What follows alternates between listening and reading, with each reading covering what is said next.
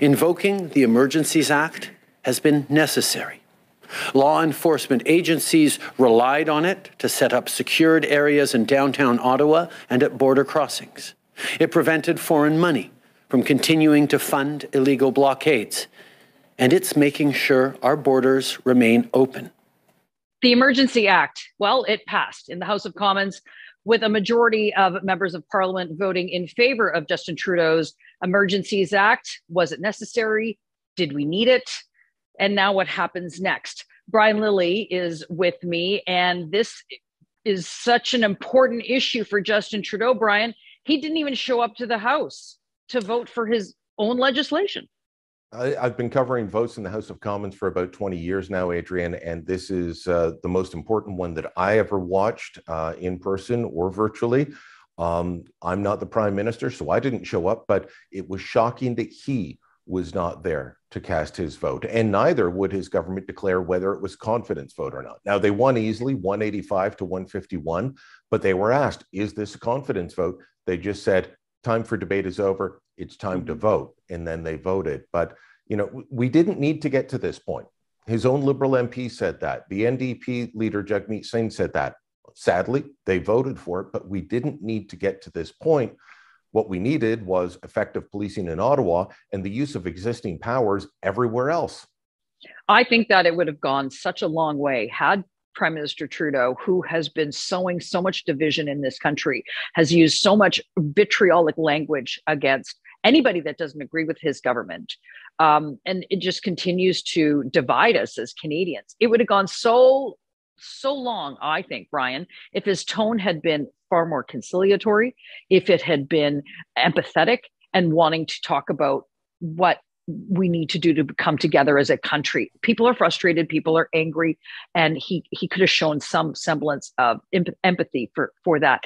I would like to ask the Prime Minister if he would be willing to lead by example and apologize to Canadians that he called racist and misogynist and with unacceptable views because he disagreed with them. I think it would go a long way, Mr. Speaker. Would the Prime Minister rise today, and would he lead the way? But instead, he again doubled down on this Emergencies Act, which continues to divide, and he doesn't have any real explanation as to why now. So it only explains. So it says to me what's coming in the future, and that financial component to the Emergencies Act that seems to be really where the Liberals are focused. As of today, all crowdfunding platforms and the payment service providers they use must register with FINTRAC, and they must report large and suspicious transactions to FINTRAC. The government will also bring forward legislation to provide these authorities to FINTRAC on a permanent basis. So it was shocking to me when they announced the Emergencies Act was coming in, and how they were going to use it was to bring in, go after bank accounts. First off, we've never done that. But secondly, to add cryptocurrency and crowdsourcing or crowdfunding platforms like Kickstarter or GoFundMe or GiveSendGo, to add them to FINTRAC. FINTRAC has been in place for decades now to track money movements, to try and be able to see where organized crime or terrorist financing is moving. And it was shocking to me that these platforms and cryptocurrency were not already part of that. But if you want to add them to that, you use regular legislation. You go through the committee process. You draw from experts on how to do it effectively and efficiently and not shut down the system, not make it worse. They use the Emergencies Act. That's the part that they say they want to make permanent. Now, they will have to use regular legislation to do that, but I'm worried about what else they want to make permanent from this. I will tell you what they have done by voting to extend these provisions. They have made it normalized for the Emergencies Act to be declared, for it to be declared and used for political purposes, and for the banking system to be weaponized. I doubt that the bank presidents and CEOs and other executives are overly thrilled with that. But let's say that the government changes, there's a conservative in power, and somebody blocks a rail line to protest a pipeline, or There's an organization that is getting lots of funding from the states, like we've seen in the past, to try and shut down our oil industry. The future government can and now will be able to, without the other parties complaining, go after them using the Emergencies Act and shutting down bank accounts. And if they complain, well, then you just have to say, you did it first. Now, of course, this legislation is going to go through the Senate, which will, basically be rubber stamped there. And then all of these powers that the Trudeau government has now given themselves will be going on for how long? It's certainly not in perpetuity. Is there an expiration for this act? Yeah, there is. Now, the Senate, theoretically could vote against it, but the so-called independent senators group, it's been shown in the past that they vote more in line with Justin Trudeau and the Liberal Party than when there were Liberal senators in the caucus. So, it's going to pass the Senate. Now, the Emergencies Act was invoked on February 14th. The vote on February 21st was to extend it for 30 days from the day it was invoked. So from February 14th. That puts it at about March 16th when we're going to see this expire unless they go to the House of Commons to seek an extension. Now, immediately after the vote on Monday night, Candice Bergen, the Conservative leader, tabled a motion to revoke it. Under Section 59, they can do that. Any 20 MPs can ask for it to be revoked. Mm-hmm. Next time the House sits, which is next Monday, February 28th, they have to begin 10 hours of debate and then vote on that. I'm going to guess that the powers could very well be rescinded before we ever get to that.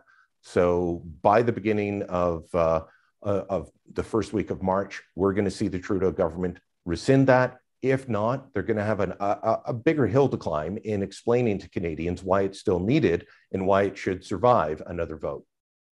We had been hearing from a lot of Liberal MPs and a lot of NDP members of Parliament, people that don't necessarily always talk to the sun, Brian, but they certainly were in a chatty mood in the last couple of days because they were uncomfortable, especially many Liberals were uncomfortable with Justin Trudeau invoking this and going forward with this, because I have no doubt that their constituency offices were inundated by the average Canadian, but just saying, what are you guys doing? This is, I support your government, but this is even too much for me to manage in terms of what the powers you're giving yourself.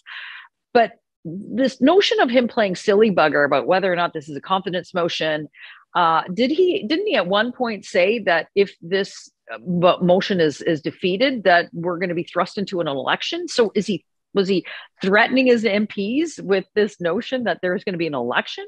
He never said directly that it was a confidence vote, but what he did say when asked in French, and then he repeated similar words in English, was that he didn't see how anyone voting against it would be voting anything other than a lack of confidence in the government. So he signaled that he was going to consider this a confidence vote. Now, is it technically a confidence vote? Not directly. A money bill is a confidence vote. So, a budget, a speech from the throne is a confidence vote automatically. But this isn't automatically a confidence vote. But the government can deem anything it wants a confidence vote. They were able to scrape through on Monday by doing that. If there's another vote, in a week and a half, 2 weeks from now, and nothing has happened to make it apparent to Canadians that we still need the Emergencies Act, does he double down and say, yeah, we're going to have another confidence vote. I need this extended again, even though there'll be no protest, no bridge blockages? Will he be willing to do that? Maybe. Some people think that there are folks in the PMO that wanted an election because they feel they could get a majority out of this. That didn't work so well for them when they used the pandemic for their attempt at the majority. I'm not sure how this would play out. But, he is playing games with this, and anyone that says otherwise is fooling themselves. 2 Liberal MPs said they only voted for this to avoid an election. That's why the NDP voted for it. They don't have the money for an election. They didn't have the money last night. They won't have it next week.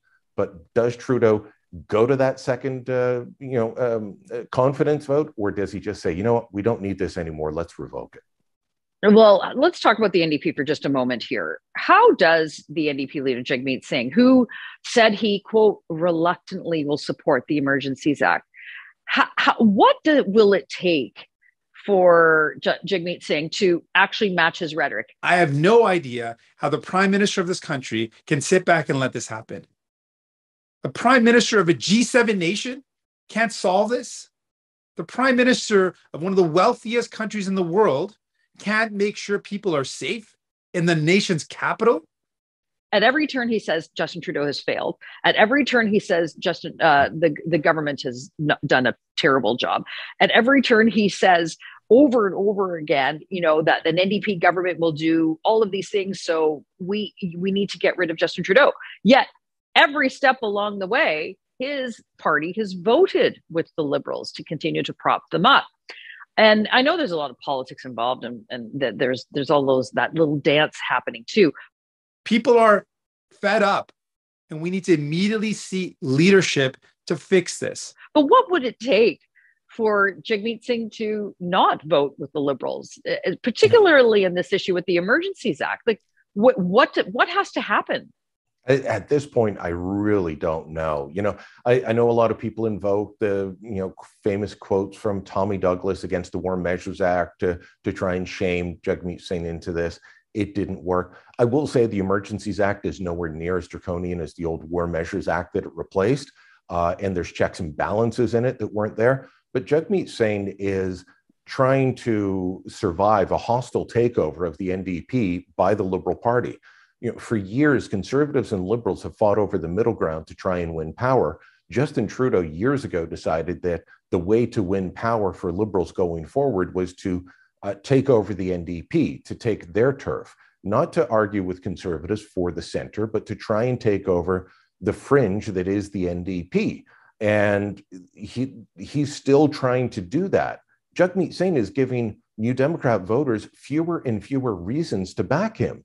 Why would you back Jagmeet Singh and the NDP if all you're going to get are Liberal policies? He's not fighting back against anything else.